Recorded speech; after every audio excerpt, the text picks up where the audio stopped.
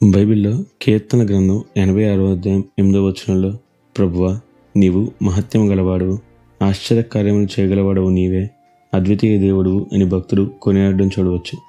నమ్ముతారా? మన దేవుడు గొప్ప కార్యాలు చేసేవాడని. మనకున్న సమస్య ఎంత పెద్దదైనా ఆయన చేతిలో పెట్టి ఆయన చెప్పినట్లు చేస్తే తప్పక కార్యం చూస్తాం. బహుశా దేవుడు మీతో చెప్పిన విషయం అసాధ్యం అనిపించవచ్చు. అందరూ అలా చేస్తున్నారు, ఇలా చేస్తున్నారు, నేనేమో దేవుని నమ్మితే నాకు కార్యం జరుగుతుందా అని అనిపించవచ్చు. కానీ నమ్మండి, దేవుడు చెప్తే తప్పక చేస్తాడు. నమ్ముతారా? ఈరోజు దేవుడు మీతోనే మాట్లాడుతున్నాడు. మరి ఈ రోజును దేవుని వాక్యదానంతో ప్రారంభిద్దామా?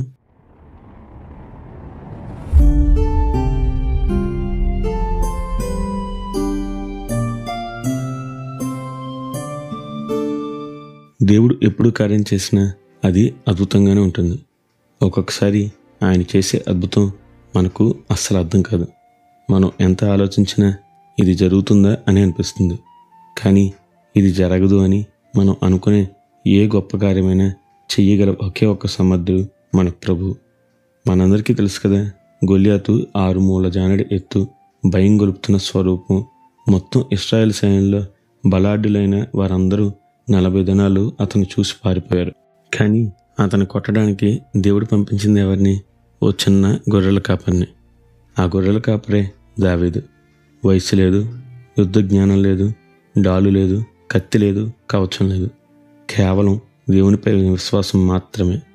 అందుకే యుద్ధం యెహోవాదే అన్నాడు. వడిసెల రాయితో గొల్యాతును నేల కరిపించాడు. ఈ గొల్యాతు కత్తితోనే అతని తల తీసి దేవుని అద్భుతాన్ని మన కళ్ళ ముందు ఉంచాడు. ఇంకా యెహోషువ 6వ అధ్యాయంలో యెరికో గోడల సంగతి చూడండి. యెరికో వారితో దేవుడు యెహోషువను యుద్ధం చేయమంటే వారేమో ప్రాకారంగా కోట గోడల్లో భద్రంగా దాక్కున్నారు.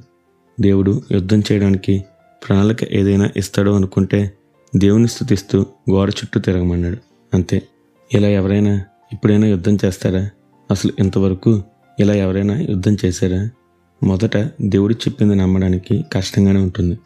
కానీ నమ్మితే చూశారు కదా, యెరికో గోడలు పేక ముక్కలా కూలిపోయాయి. అది దేవుని స్తుతించడంలో, ఆయనను విశ్వసించడంలో ఉన్న శక్తి.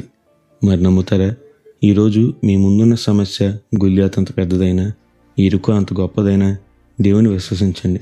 కొండలు సైతం కదల్చగలనంత ఆవగింజంత విశ్వాసం. మరి అంత మాత్రం విశ్వాసం దేవునిపై ఉంచలేరా మీరు?